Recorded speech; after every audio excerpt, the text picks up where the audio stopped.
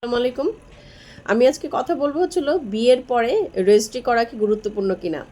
হ্যাঁ, অবশ্যই বাংলাদেশের মুসলিম আইন অনুযায়ী বিবাহ করার পর রেজিস্ট্রেশন করাটি গুরুত্বপূর্ণ এবং আইনি একটি বাধ্যতামূলক পদক্ষেপ এটি।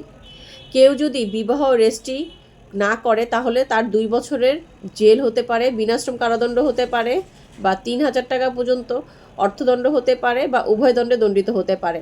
এছাড়া এই রেজিস্ট্রেশন না করার ফলে ভবিষ্যতে মারাত্মক জটিলতার তৈরি হতে পারে। যেমন স্ত্রী যদি দেনমোহর এবং ভরণপোষণের দাবি করে, তখন যদি বিবাহের প্রমাণ অর্থাৎ রেজিস্ট্রেশনের কাগজ যদি দেখাতে না পারে তাহলে স্বামী সহজেই ছাড়া পেয়ে যাবে বা তাকে দোষী সাব্যস্ত করা যাবে না, কারণ বিবাহের প্রমাণপত্রই হচ্ছিল রেজিস্ট্রেশনের কাগজটি বা রেজিস্ট্রেশনটি। এছাড়া স্বামী বা স্ত্রী যদি তালাক দিতে চান তাহলে তালাকের নোটিশের জারি বা আইনি প্রক্রিয়া শুরু করতেও খুব জটিলতার মধ্যে পড়তে হয়। এছাড়া সন্তানের পিতৃত্ব বা সম্পত্তির উত্তরাধিকারীর মতো গুরুত্বপূর্ণ বিষয়ে জটিলতা তৈরি হতে পারে। তাই মৌলবি ডেকে বা কাজী ডেকে শুধুমাত্র বিয়ে করলেই হবে না, সাথে সাথে রেজিস্ট্রেশনটি করাও অতীব গুরুত্বপূর্ণ। ধন্যবাদ, ভালো থাকবেন সবাই। আসসালামু আলাইকুম।